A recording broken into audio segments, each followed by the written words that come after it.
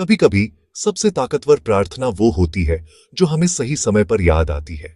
एक समय की बात है, एक जादूगर था जो अपने जीवन के ढिठाव पर था। उसकी आंखों में जीवन की थकान और अनुभवों की गहराई थी। वर्षों तक उसने अपने जादू से लोगों को चौंकाया, हंसाया और कभी कभी रुलाया भी। अब जब उसकी सांसें अट रही थीं, वह अपने बेटे को पास बुलाता है। कमरे में हल्की रोशनी है, दीवारों पर उसकी पुरानी यादें टंगी हैं और हवा में एक अजीब सी शांति है। हर कोने में उसकी जिंदगी की कहानियां बिखरी हुई हैं, कभी खिलखिलाहट, कभी रहस्य और कभी गहरे अकेलेपन की छाया। उस कमरे में समय जैसे थम सा गया है और जादूगर के चेहरे पर एक संतोष की झलक है, मानो उसने जीवन के हर रंग को जी लिया हो। जादूगर अपने कांपते हाथों से एक छोटा सा थैला अपने बेटे को देता है। वह थैला चांदी के सिक्कों से भरा हुआ है, जिनमें हर सिक्के के साथ एक कहानी जुड़ी है।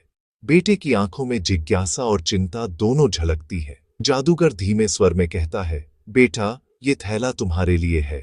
इसमें जितने भी सिक्के हैं वे तुम्हारे जीवन के रास्ते में काम आएंगे।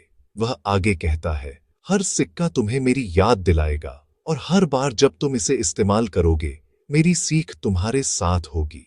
जब एक दिन ये थैला खाली हो जाए, जब आखिरी चांदी का सिक्का भी खर्च हो जाए, तब घबराना मत।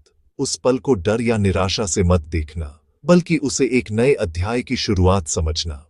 उस समय बस ये 4 शब्दों की प्रार्थना कहना और विश्वास रखना कि हर कठिनाई के बाद एक नई शुरुआत होती है। यही जीवन का सबसे बड़ा जादू है बेटा।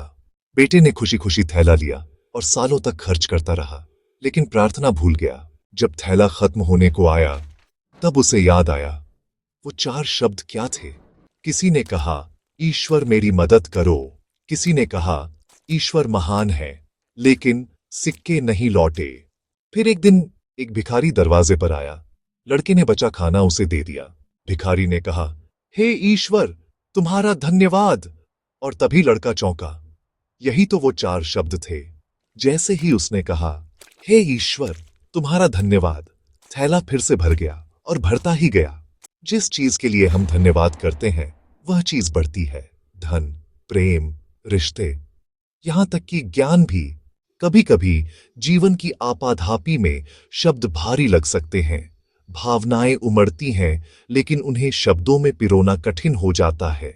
ऐसे में अगर 4 शब्द ईश्वर का बहुत धन्यवाद भी भारी लगें, तो घबराइए मत। यह बिल्कुल सामान्य है, क्योंकि हर किसी के जीवन में ऐसे पल आते हैं जब दिल की गहराइयों को शब्दों में ढालना आसान नहीं होता। बस दिल से कहिए, ईश्वर धन्यवाद। यह छोटा सा वाक्य जब सच्चे मन से बोला जाए, तो उसमें अपार शक्ति होती है। ये न केवल आपके मन को हल्का करता है, बल्कि आपके चारों ओर सकारात्मक ऊर्जा भी फैलाता है। कभी कभी यह एक छोटी सी प्रार्थना आपके दिन को बदल सकती है और आपके भीतर शांति का संचार कर सकती है। और अगर कभी ऐसा लगे कि शब्द गले में ही अटक गए हैं या भावनाएं इतनी गहरी हैं कि बोलना भी कठिन हो, तो भी चिंता मत कीजिए। भावनाओं का बहाव ही सबसे सच्चा संवाद है और कभी कभी मौन भी बहुत कुछ कह जाता है। ऐसे में बस एक शब्द धन्यवाद कह देना भी काफी है। यह एक शब्द जब दिल से निकले तो ब्रह्मांड तक उसकी गूंज पहुंचती है। यह आपके और ईश्वर के बीच एक अनकहा रिश्ता बना देता है। याद रखिए, धन्यवाद में वह शक्ति है जो ब्रह्मांड को आपकी ओर आकर्षित कर सकती है। यह शब्द आपके जीवन में चमत्कार ला सकता है। बस इसे सच्चे मन से कहिए, धन्यवाद, और हमेशा आभार के इस भाव को अपने जीवन का हिस्सा बनाइए, क्योंकि यही छोटी छोटी बातें बड़े बदलाव लाती हैं।